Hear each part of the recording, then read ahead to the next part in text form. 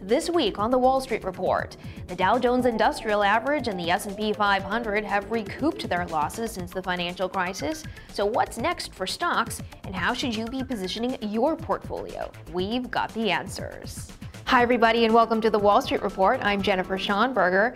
Are investors in for some March madness? No, we're not talking basketball, we're talking markets. U.S. stocks continue to plow ahead, undaunted by a host of risks, including $85 billion in spending cuts that have kicked in, a higher payroll tax, and higher gas prices. So has the market gotten too far ahead of the economy?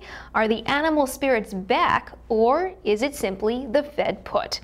Here to weigh in are Uri Landesman, president of Platinum Partners, Jim Key, president and chief economist of South Texas Money Management, and Wayne Wicker, chief investment officer of ICMA-RC, who oversees the management of over $40 billion for VantageTrust and the Vantagepoint funds. Gentlemen, welcome to the program. Great to see you. Jim, let me kick it off with you. This is the rally that just won't quit. Do you think the market has gotten too far ahead of the economy? When does the music stop? Well, I think given the run we've had, a pullback is probably to be expected. But, there's been a lot of good news. We've gotten through some uncertainties, some risk measures have come down, and corporate profits and cash flow generation are still strong. So it's not that surprising. So Jim, over the past 3 years, the market has started the year pretty strong, only to begin stalling around March or April and then sell off in early summer before rallying into the end of the year. Do you think that we'll see that pattern again this year, or do you think it'll be broken? Well, I wouldn't look at it as a seasonal thing. The last 3 years, we've just happened to have certain things coincide with, around the second quarter, whether it was the eruption of debt concerns in Europe or Middle East and the Japanese tsunami in the following year, or the debt downgrade in the U.S. and the debt ceiling debate in 2011. So I look at the market as it being in an upward trend punctuated by shocks, and those shocks kind of all occurred around the same time over the last 3 years. Uri, we know in post-crisis markets, big returns are all about the entry point, right? So when you look at the vital signs of the market now, what are they telling you? Well, the vital signs actually are okay, but I think when you get beneath the surface and look at, the valuations implied at the market here, given this, almost uninterrupted 4-year run, I think it is an exit point right now in the market, not an entry point. Yeah, last we had you on the show, it was mid-December, and you said you expected the market to trade in a very wide range of 1275 to 1600 for the year. Obviously, we're moving up towards the upper bound of that range. Are you still standing by that, and are we due then for a pullback at this point? Yeah, absolutely. I am standing by that. I would say short term, there are sort of two possibilities, although I'll tell you what I really think is that we're going to hit a short-term ceiling right here. 1546 happens to be a very important technical level. I think we're going to have a short-term 5% type correction into the 460, 470 range. Then I think we take another shot at setting an all-time high. I think we probably get there, but I think it will be a tepid breakthrough. I think we won't go much higher than 1580, 1582. Maybe you get to 1600. I would bet against it. And then I would expect, and so I'm talking all this happening by mid-April, I would then expect a 6-month slump, through the middle of October, where at some point in that slump, you would see 1300 again. Wayne, what's your outlook for the market? Well, I would say that Jim is pretty accurate in my assessment as well. I think that there will be some bumps along the way, but I think the trajectory is going to be up for the remainder of the year. And I think that if we look back over the last 2 or 3 years, as Jim suggested, it's been marked by some individual factors that may not be repeatable. So if you look at the underlying health of the economy and where business is, things are moving higher. That reflects better earnings power and hopefully a better stock market as a result. Well, let's drill down into some of those catalysts, starting with Washington. Jim, how will the sequester impact the economy? How much of a dent to GDP are we talking about here? I don't think it's much. 42 billion, which is going to be the decline in actual outlays, is maybe 0.25% of GDP. So I don't look at that as being a material driver. Certainly not enough to overwhelm some of the good news, things like a rebound in housing and auto, some of the discretionary components of GDP. Uri, it seems Washington isn't too big a concern for the market anymore. Although the sequester kicked in, lawmakers seem to be coming together to avoid a government shutdown. Does Washington no longer present the same risk to the markets or the economy as in the past? You know, I think that it's really the Fed more than the government. I think everybody knows we're going to get a budget deal. I don't think there's been much focus on that for a while. I mean, Washington will become a focus again, you know, if the president and/or the Senate start coming up with very onerous anti-business type legislation, you know, impacting any number of industries. But for right now, you know, Washington's on the back burner. Wayne, consumer confidence picked back up in February after 3 months of declines. Do you think people are becoming desensitized to Washington antics, or is this number more about the improvement in housing? I think it's about housing and jobs. And as you see the increase in jobs month over month and year over year, we're getting a little bit stronger in terms of the net adds. That helps the housing market and certainly helps the American psyche. You know, Jim, what's your take on housing? It certainly seems to be one of the bright spots. Is the housing recovery for real? In other words, how much of this is being driven by investors versus job growth? We think it is real. Housing's been on its back for about 4 years. It started to turn up, and the fact that we're seeing that in housing starts tells me it's less about investors and more about household creation outstripping new housing construction since the recession. There's also, you know, as you know, the affordability indices are pretty much at all-time highs. So we think we're in the earlier stages of a sustainable recovery in housing. It probably won't be a boom because of the shadow inventory out there, but nevertheless, we think it'll be a good, consistent driver over the next 12, 24 months. So how much would you expect housing would add to GDP this year? Is it enough to boost it back to normalized levels of around 3%? Well, well, it'll take more than housing to do the 3%, but in the consumption component of GDP, you know, only a portion of that is discretionary, and it's really housing and autos, and they tend to move together. So for that part, I think housing's material. Residential investment explains about, you know, 30% of GDP growth in subsequent quarters. It's the most powerful explanatory variable from a statistical point of view. So it won't be small, but somewhere between 0.5%, maybe, you know, 0.8% of GDP, I'd say. Walmart started a frenzy last month when an internal memo was leaked in which the company said sales for February were off to their worst start in 7 years. Companies are concerned the payroll tax hike and higher gas prices are curtailing consumer spending. Some companies think this is a new era of lower consumer spending and are adjusting their businesses. Uri, do you agree with that? Quite frankly, haven't we been living in a new era of lower consumer spending since the recession? I think, you know, this has become an economy of the haves and the have-nots, and Walmart primarily serves the have-nots. The upper end of the economy, I think, is spending and spending more and is accelerating right now, whereas everybody else, I think, is spending less. And so overall, that means lower consumer spending. But certainly, you know, for retailers or any other manufacturers that are gearing most of their use to sort of the common man, I believe that, you know, we're probably going to enter a long period of flat or negative growth.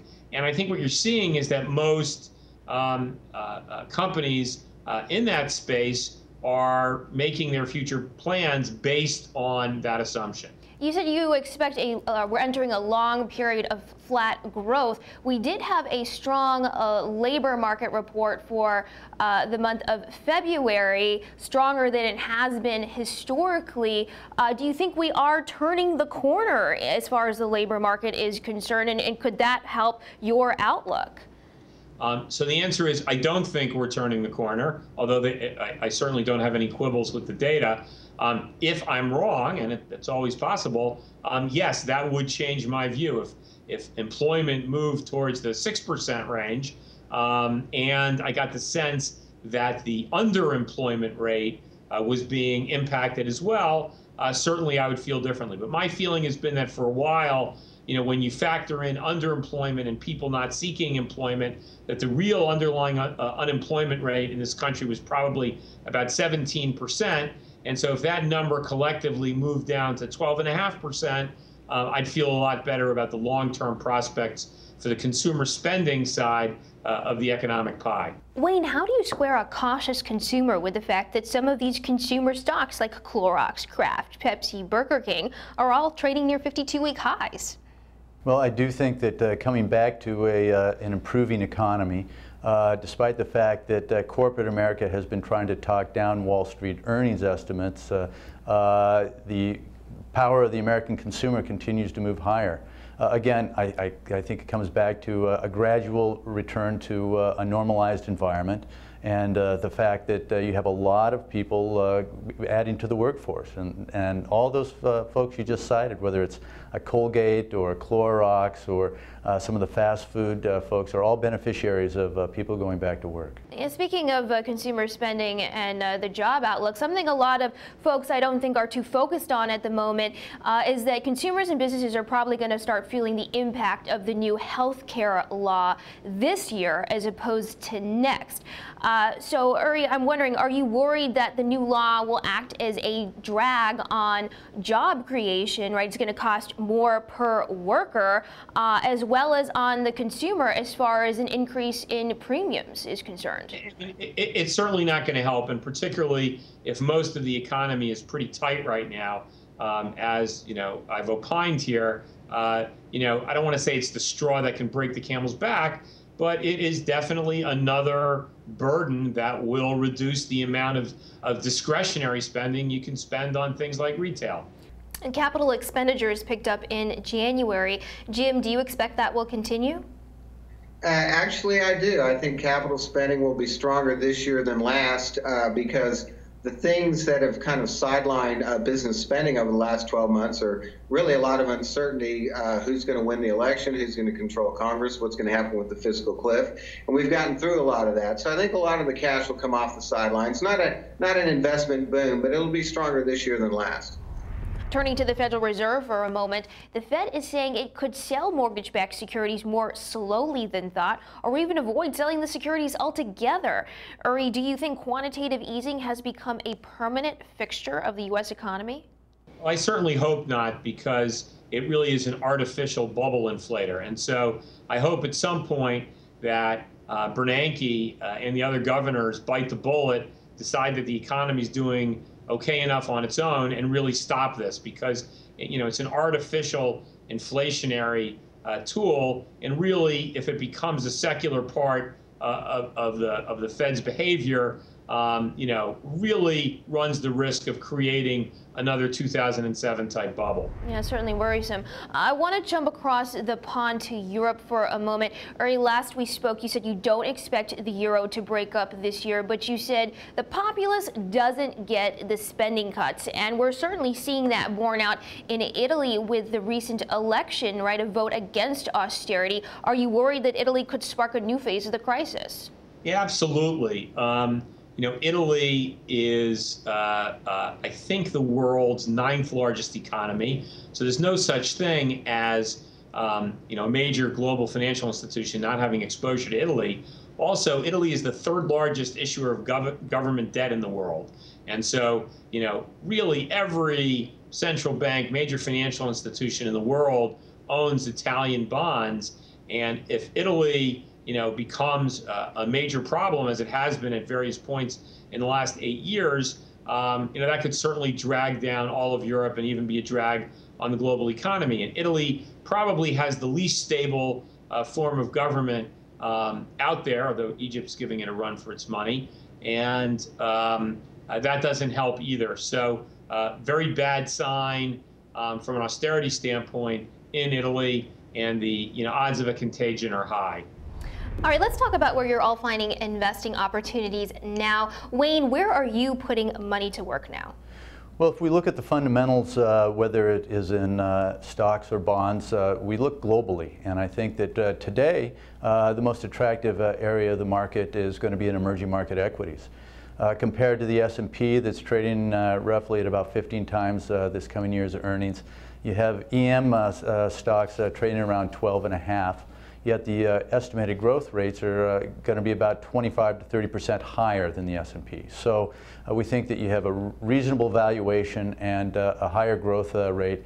And if we think about the longer term, which is the way Vantagepoint tends to look, given the fact that we're building retirement security for 457 plans, the 5-year number looks really strong too, as we get a bigger piece of GDP coming from emerging markets. Yeah, and Wayne, I also have in my notes that you like Qualcomm, right, in particular. Yeah. What are some other names that you like right here? Well, if you think of names, Jennifer, like Qualcomm, like a JP Morgan, maybe a Visa or a MasterCard, all of these names have a couple of things in common. First, they have a global footprint, so they derive a broad base of their revenues both inside and outside the United States. Second of all, they have very strong balance sheets, and the prospects of where they are going from here are quite strong. Jim, where are you finding opportunities now? Well, we see a lot of opportunities in areas that we think are going to drive the economy. In housing and autos, we like GM and Ford, Lowe's, Wells, Stanley, Black & Decker. We're also looking at just some classical stock pickers areas, everything from Microsoft to AIG to ENSCO, contract drilling. So we think it's going to be a good market for expertise in stock selection over the next 12 to 24 months, far more than it's been over the last, say, 3 years. Yeah, Jim, we talked about this in the pre-interview. You think that markets are starting to normalize, right? We've seen so much that's being driven by sentiment as opposed to fundamentals, and you think we're moving back towards a market in which the fundamentals are going to matter again, right? I do. I think most of the data I've seen, and there's been a lot of research coming out basically pointing to the same direction, whether it's correlations among stocks or idiosyncratic risk coming back. It means that stocks, separating the wheat from the chaff is starting to pay off, really for the first time consistently since the crisis. Uri, where are you finding investing opportunities now? All right, so, we've always sort of liked the energy patch. I think right now, natural gas is a very interesting place. There is a fundamental supply and demand problem, which probably will preclude natural gas making a huge run and normalizing at, let's say, $8 an MCF. But sitting down here in the 3.25, 3.5 range, I think a lot of smart people, including the Chinese government, are trying to buy up natural gas reserves as they can at a cheap, normalized rate. Even with the premium you have to pay, you're still getting something very cheap. Natural gas, I think, is going to become a big player when a lot of LNG capacity comes on in Texas over the next couple of years. So that's an area where we're involved. We're always sort of involved in the biotech space because we feel that advances in pharmaceuticals are more likely to come from the very small players than from the large players. And those companies tend to perform exogenously with the market. They're not really correlated with anything going on in the global economy. They're moved much more by progress in the lab and through the FDA. So that's an interesting place to be. Pockets of technology. In general, we try to flow to areas where we think that there is going to be extensive merger and acquisition activity. And we think that, given my outlook for growth, that strong balance sheeted large cap stocks, in order to sustain and justify the implied multiples in their current valuations, will need to be very active on the M&A front, and we're trying to get out in front of that. Wayne, in the battle of Google versus Apple, which side do you come down on, right? Investor sentiment seems to have sort of soured on Apple while Google is making new all-time highs. Right. Well, in the Vantagepoint Growth Fund, we hold both of those as two of our largest positions. But I think that you really have to decide whether or not you're a value investor or a growth investor, because the metrics of those two names are very different. Google, trading at 25 times, obviously has really done well with their Android system and taking a really great share in a lot of the tablet and iPhone and electronic markets area. On the other side, Apple has done a great job in terms of consumer products, and I think that with a large dividend now and more than $140 billion on their balance sheet, a lot of value players will come in. So I think both of them have an opportunity in a portfolio today. What about dividends, Wayne? You look at payout ratios right now as a percentage of profits, they're running about 40%. That's up from what, like 30% in the 1990s. Corporate balance sheets are flush with cash. We're seeing buybacks in droves. We're also seeing some M&A activity. Do you expect that firms will continue to allocate more money to dividends in the balance of this year? Yeah, Jennifer, we've come through a period of time over the last 5 years where the only source of gain a lot of investors have had is that dividend income. I think that it's still going to be important, especially for certain firms like some of the big banks here with the stress tests coming on to be able to increase those dividends, and certainly others are following suit. However, I also believe that if I'm a CEO with some of the pent-up demand on spending on my business, going forward, growth may be also important. So I'm going to have to determine how much am I going to spend on my balance sheet for dividends versus buying growth going forward. And I think that's where you see some of that M&A work coming in. Well, would you side with Jim in terms of CapEx? Would you expect an increase in CapEx, more allocation towards that area? Yeah, CapEx today is about 55%, and that's about a 6-decade low relative to normalized 89%. I definitely agree with Jim that you're going to see a lot more CapEx going forward as businesses are trying to scramble to come up to speed over the next couple of years. Gold has sold off this year as stocks have risen, the dollar is held up, and inflation remains in check. But underlying risks and uncertainty remain, a lot of which we've spoken about today. Uri, would you own gold here as a hedge? I'd be shorting gold here. Even with the correction, I think we're going to see $14.25 gold this year. I'd be a buyer there, but I think what we've seen happen is that gold has been replaced over the last at least 6 to 9 months by U.S. equities, ironically, as a global flight to safety. I do believe that the U.S. equity market is going to break down as well, but I don't expect the assets to flow straight into gold. I think you're going to see value hunters looking for cheap emerging market stocks and bonds, maybe even trying to play selective European stocks and bonds. The Japanese stock market on an intermediate term, looks more attractive to me certainly than the U.S. and Europe. They could see flows again. I don't think gold will see flows until we have a real capitulation down to around the 14.25 level. Japanese stocks, huh, Uri? Yeah, I mean, I think they just, Japanese stocks slumped for so long that even though they had a major rally last year, beginning of this year, Japan is one places where I'd be buying dips as opposed to selling dips. But is that sort of a short-term trade, or are you getting more bullish given the new government that's been in place and the new monetary policy that they're going to be undertaking, or is this a longer-term investment?